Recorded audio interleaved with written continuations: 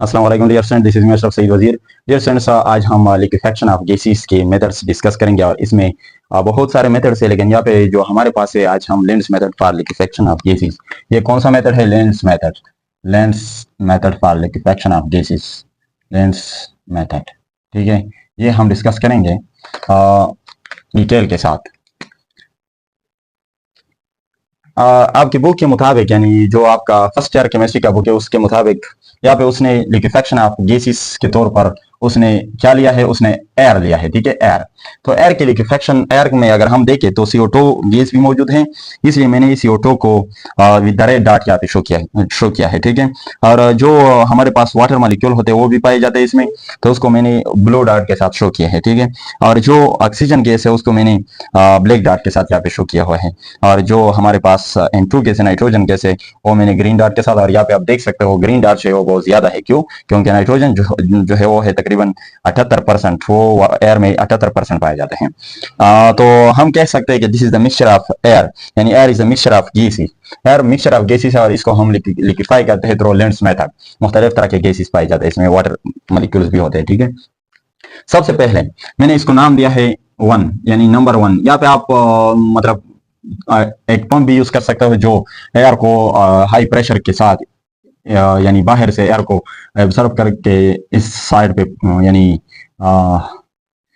भेजता है। ठीक है, विद द हाई स्पीड। ठीक है, और यहाँ पे ये एयर जाता है कंडेंसर की, कंप्रेसर की तरफ। यानी नंबर 1 मैंने नाम दिया है इस पंप को, नंबर 2 मैंने नाम दिया है इस इनलेट को। इनलेट का मतलब है जहां से हम गैस को दाखिल करते हैं। ठीक है, यहाँ पे हमारे पास नंबर 2 पे अगर हम देखें, यहाँ पे कंप्रेसर है, इसका नाम है हमारे पास कंप्रेसर। Compressor, compressor. तो कंप्रेसर का क्या काम है डियर स्टूडेंट्स, ये याद रखें। ये कंप्रेसर जो है, इसमें ये स्प्रिंग लगे होते हैं, ये एयर को कंप्रेस करता है। ठीक है, एयर को कंप्रेस करता है, और यहाँ पे पिस्टन होता है, वो पिस्टन बिल्कुल सिरिंज की तरह, वो या ये आगे पीछे होता है, ये जो है ये आगे पीछे होता है। ठीक है, इस तरह आगे पीछे। और ये जो कंप्रेस्ड एयर होता है, कंप्रेस्ड गैस यहाँ पे होता है, वो कंप्रेस्ड गैस को यहाँ पे भेजता है। ठीक है, यानी जबरदस्ती इस साइड पे, इस जो तंग पाइप है यहाँ पे स्प्रिंग शेप का, यानी कंडेंसर जो है, इसमें सेंड कर देता है यहाँ पे वो कंप्रेस्ड गैस। सबसे पहले डियर फ्रेंड्स, ये कंप्रेसर का क्या काम है? कंप्रेसर जो है इसको मैं इस साइड पे लिख देता हूँ ताकि आप लोगों को मसला ना हो। ठीक है, कंप्रेसर का क्या काम है? 1 बाई 1 कंप्रेसर, यहाँ पे मैं 2 नाम देता हूँ। ठीक है, 2 नाम इसलिए देता हूँ कि उधर कंप्रेसर को मैंने 2 नाम दिया है। कंप्रेसर का काम होता है कि ये मैकेनिकल वर्क करता है, मैकेनिकल फोर्स यानी मैकेनिकल प्रेशर एक्सर्ट करता है। किस चीज पे? Mechanical pressure. और वो मैकेनिकल प्रेशर जो है वो इस गैस का यानी इंक्रीज इन प्रेशर है, ये प्रेशर के इंक्रीज, एक्सटर्नल प्रेशर इंक्रीज करता है ये जो कंप्रेसर है। अबाउट एयर के केस में आपके बुक के मुताबिक 200 atm तक एक्सटर्नल प्रेशर इंक्रीज कर लेता है ये कंप्रेसर। और इसके नतीजे में क्या होता है? वो वॉल्यूम ऑफ द गैस, यानी वॉल्यूम ऑफ द गैस को क्या कर लेता है? वो डिक्रीज कर लेता है, वॉल्यूम ऑफ द गैस को डिक्रीज कर लेता है। और यहाँ पे जो सबसे बेस्ट काम है वो ये है कि ये कंप्रेसर जो है ये मैकेनिकल एनर्जी है, यानी जो मैकेनिकल एनर्जी देता है वो इसमें वो स्टोर्ड हो जाता है, stored in the form of वो स्टोर्ड हो जाता है in the form of potential energy. वो potential energy of the gas की सूरत में स्टोर्ड हो जाता है, पोटेंशियल एनर्जी। लेकिन जब यहाँ पे गैस एक दूसरे के करीब आते हैं, जब ये गैस एक दूसरे के करीब आते हैं यहाँ पे, ठीक है, तो यहाँ पे उनके लिए जो वॉल्यूम होता है वो जब डिक्रीज होता है, तो यहाँ पे ये गैस एक दूसरे के साथ कोलिजन करते हैं। ठीक है, कोलिजन, यानी इसकी कोलिजन ज्यादा हो जाती है। ठीक है, यानी वॉल्यूम कम हो जाता है। तो यहाँ पे ये कंप्रेसर का जो बेस्ट काम होता है वो इंक्रीज कर लेता है। एक तो उसने प्रेशर लगाया और प्रेशर के थ्रू जो मैकेनिकल एनर्जी थी, उसने जो मैकेनिकल वर्क किया वो गैस के यहाँ पे पोटेंशियल एनर्जी में स्टोर्ड हुआ, यानी पोटेंशियल एनर्जी इंक्रीज हुई ऑफ द गैस। लेकिन यहाँ पे अगर हम देखें तो ये कंडेंसर से हर साइड पे एक हीट सा निकलता है। ठीक है, ये हीट फ्लो करता है। ठीक है, हर साइड पे हीट फ्लो करता है। ये हीट क्यों फ्लो करता है? यार फ्रेंड्स, याद रखिए, ये हीट जो है ये हीट इसलिए फ्लो करता है कि यहाँ पे जब ये मैकेनिकल वर्क डन करता है तो इस मैकेनिकल वर्क डन की वजह से यहाँ पे रिपल्शन होती है गैसों के दरमियान, गैस पार्टिकल के दरमियान। और ये रिपल्शन की वजह से गैस की जो एनर्जी है gas energy, gas energy, gas की जो अपनी एनर्जी होती है, गैस की यानी अपनी एनर्जी, वो क्या होती है, अपनी एनर्जी वो डिक्रीज हो जाती है, डिक्रीजेस। गैस की अपनी एनर्जी क्या हो जाती है, वो डिक्रीज हो जाती है। वो क्यों डिक्रीज हो जाती है, क्योंकि ये गैस कम वॉल्यूम होने की वजह से एक दूसरे को रिपेल करते हैं, ठीक है।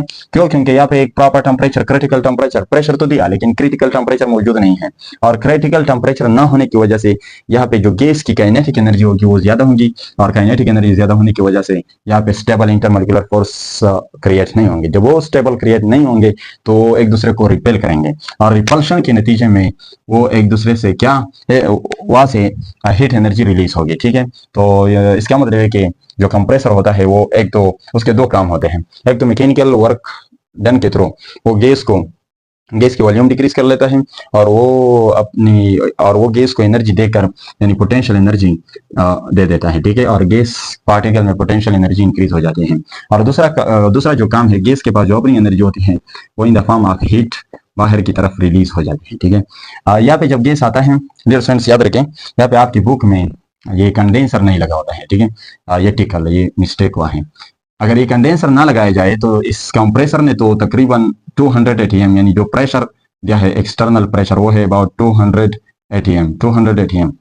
और 200 एटीएम जो प्रेशर दिया है, सपोज उसको अगर हम नाम देते क्रिटिकल प्रेशर सारे गैसेस के लिए, लेकिन यहाँ पे जो इसका टेम्परेचर है उसके लिए हम मस्ट यहाँ पे एक यानी ये कंडेंसर तो यूज किया है। ये कंडेंसर क्यों, ये स्प्रिंग शेप का होता है ये कंडेंसर, उसने क्या यूज किया है, यह है कंडेंसर। कंडेंसर का क्या काम है, कंडेंसर का जो काम है, ये कॉइल्ड होता है या स्प्रिंग शेप्ड होता है, कॉइल्ड। ये कॉइल्ड विकास, ये कॉइल क्यों होता है, विकास ये जो कॉइलिंग है ये इंक्रीज कर लेता है, this increases the collision of the gas particle, increases the collision, ये कोलिजन को इंक्रीज करता है, collision among the gas particles, among the gas particles। और जब गैस पार्टिकल के दरमियान जब कोलिजन इंक्रीज हो जाता है तो इसका मतलब यह है कि इसके दरमियान इंटरमोलिकुलर फोर्स IMF बनने के चांसेस इंक्रीज हो जाते हैं, इंटरमोलिकुलर फोर्स बनने के चांसेस इंक्रीज हो जाते हैं। लेकिन यहाँ पे जो कंडेंसर है, यहाँ पे हम वाटर को इस इनलेट से यानी इस नलके से, हम कोई लैब में जब पाइप होता है तो इस मतलब नल का होता है वहां से हम एक छोटा सा पाइप लगा लेते हैं इस कंडेंसर में, और यहाँ पे जो कोल्ड वाटर मॉलिक्यूल है वो यहाँ पे अंदर आते हैं, ठीक है, यहाँ पे अंदर आते हैं। और ये यहाँ पे हाँ, ये बिल्कुल इस तरह होता है जैसे ये पेन है हमारे पास, और इस पेन के अंदर जो स्पंज है अंदर के साइड पे वो कंडेंसर है अंदर वाला, और ये ऊपर का जो कंटेनर है वो सेपरेट है, ठीक है। तो इसका मतलब है कि अंदर जो गैस है इसके साथ मिक्स नहीं होता, सिर्फ इस पाइप के साथ, इस कंडेंसर के साथ हर तरफ से ये वाटर जो है ये टकल लेता है, ठीक है। तो मेरे कहने का मतलब यह है कि यहाँ पे जो कंडेंसर है, ये कंडेंसर किस चीज से, टेक हीट, ये हीट लेता है, टेक हीट फ्रॉम, ये हीट लेता है फ्रॉम गैस, ये गैस से हीट लेता है, यानी जो कंडेंसर के वाल से वो गैस से हीट लेता है। और जो गैस है वो किस चीज को हीट देता है, जो कंडेंसर है गैस से हीट लेता है। और ये कंडेंसर जो है, and condenser give this heat, condenser gives this heat, ये हीट देता है, टू द, ये कंडेंसर हीट देता है टू द सराउंडिंग वाटर, यानी वाटर को देता है, जहाँ जो वाटर जैकेट में, यानी इसको हम क्या नाम देते हैं, वाटर जैकेट में जो वाटर होते हैं इसको यहाँ से हीट फ्लो करता है, ठीक है। अगर हम देखें तो यहाँ पे गैस से इसमें हीट फ्लो करता है यहाँ पे वाटर में, और ये वाटर यहाँ से निकलते हैं, ठीक है। जब वाटर यहाँ से निकलते हैं तो डियर स्टूडेंट्स याद रखें, यहाँ पे जो वाटर होते हैं इसकी जो टेम्परेचर होगी वो ज्यादा होगी, ठीक है। यानी इसको हम कह सकते हैं कि ये हॉट वाटर है और ये कोल्ड वाटर है।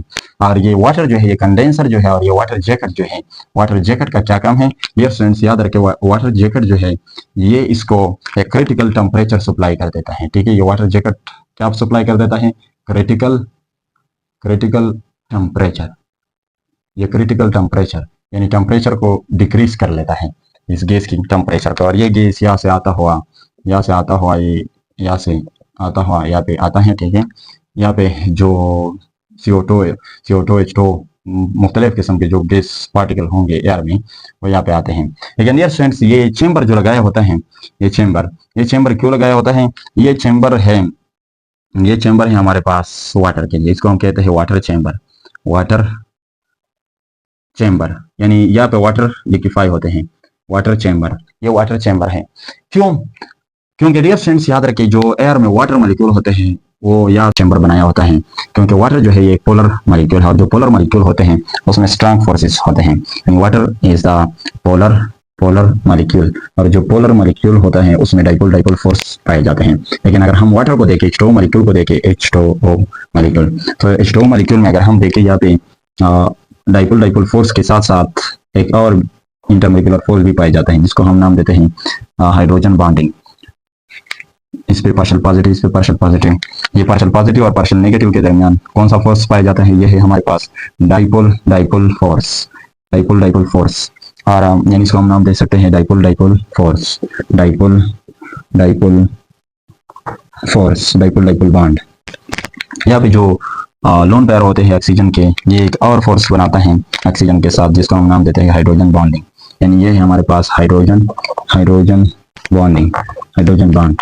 तो इसका मतलब ये है कि ये वाटर जो है वक्त से पहले यहाँ पे लिक्विड स्टेट में, यानी गैसियस स्टेट में, जो H2O होते हैं गैसियस स्टेट से वो लिक्विड स्टेट में आ जाते हैं। क्यों? Because of the stronger intermolecular force, dipole dipole force and hydrogen bonding. तो इस वजह से ये एक दूसरे ये आ जाते हैं, ठीक है, वक्त से पहले, because of the dipole dipole force and hydrogen bonding. यहाँ पे जो बाकी गैस है वो यहाँ पे आते हैं, यहाँ पे फिर हमने कॉइल्ड पाइप लगाया होता है, कॉइल्ड। तो कॉइल्ड पाइप का क्या मतलब है? जो कॉइल यानी स्प्रिंग पाइप है, ये क्या इंक्रीज कर लेता है? This increase the collision between the gas particle. ये गैस पार्टिकल में कोलिजन इंक्रीज कर लेता है, और कोलिजन इंक्रीज होने से इंटरमॉलिक्यूलर फोर्सेस बनने के चांसेस इंक्रीज हो जाते हैं। तो यहाँ पे जब गैस को अलाउ किया जाता है, यहाँ पे जब गैस निकलता है, तो डियर फ्रेंड्स याद रखें, यहाँ पे गैस सडन, यहाँ पे कौन सा प्रोसेस होता है? सडन एक्सपेंशन होता है, सडन एक्सपेंशन, और सडन एक्सपेंशन कूलिंग काज कर लेता है, सडन एक्सपेंशन, और इस फिनोमेना को हम कहते हैं Joule Thomson effect, Joule Thomson effect. तो यहाँ पे जूल थॉमसन इफेक्ट कहा जाता है। और डियर फ्रेंड्स याद रखिए, एमसीक्यूज भी याद रखिए कि जूल थॉमसन इफेक्ट जो है यहाँ पे कौन सा फिनोमेना होता है? यहाँ पे डिफ्यूजन का फिनोमेना होता है, द ओपनिंग पॉइंट डिफ्यूजन का फिनोमेना होता है, डिफ्यूजन। एमसीक्यूज अपने पास याद रखें कि यहाँ पे डिफ्यूजन का फिनोमेना होता है, द ओपनिंग पॉइंट। इसको जेट का नाम दे सकते हैं, इसको आप नोजल का नाम भी दे सकते हैं, नोजल, नोजल का नाम या जेट का नाम। और जो बेस्ट एमसीक्यू है कि यहाँ पे गैस जो है, गैस कौन सी एनर्जी यूज करते हैं? तो डियर फ्रेंड्स याद रखिए, यहाँ पे गैस पोटेंशियल एनर्जी, इसकी जो पोटेंशियल एनर्जी होती है वो शिफ्ट होती है उसके काइनेटिक एनर्जी में। और यहाँ पे जो पोटेंशियल एनर्जी ये कहाँ से लेकर आए हैं ये गैस पार्टिकल? ये कंप्रेसर से। ये कंप्रेसर यहाँ पे 2000 atm तक इस पे मैकेनिकल वर्क डन कर लेता है, 200 atm प्रेशर तक। और यहाँ पे इसकी जो अपनी एनर्जी है वो इन द फॉर्म ऑफ, अपनी energy in the form of repulsion की सूरत में जाया हो जाती है, ठीक है, रिपल्शन की सूरत में। और रिपल्शन की वजह से गैस की एनर्जी डिक्रीज हो जाती है, और गैस की जो एनर्जी है वो डिक्रीज हो जाती है रिपल्शन की वजह से। तो डियर फ्रेंड्स, जो जब यहाँ पे गैस आता है, इनमें मैं तेजी से आपको रिपीट कर लेता है, जब गैस आता है तो यहाँ पे इसको क्रिटिकल टेम्परेचर मिल जाता है, क्रिटिकल टेम्परेचर वाटर जेट में इसकी जो टेम्परेचर वो डिक्रीज हो जाती है।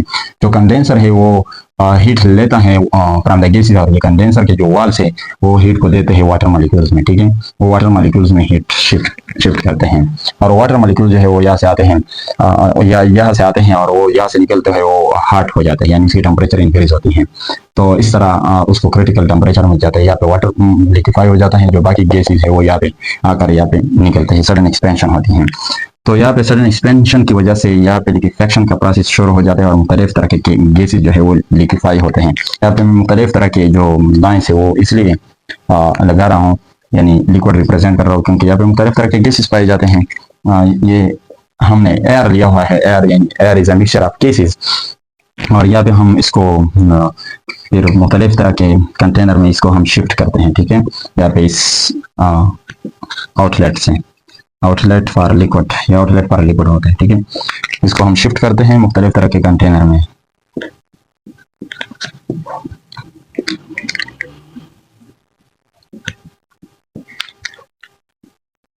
तो ये इस तरह यहाँ पे आते हैं। यहाँ पे कुछ गैस पार्टिकल, यानी सारे गैस लिक्विफाई नहीं होते, ज्यादातर गैस लिक्विफाई हो जाता है, और जो गैस पार्टिकल क्रिटिकल टेम्परेचर ना मिलने की वजह से रह जाते हैं, वो फिर वापस इस प्रोसेस में यहाँ पे इस चैम्बर में इस तरह इधर उधर जाते हैं।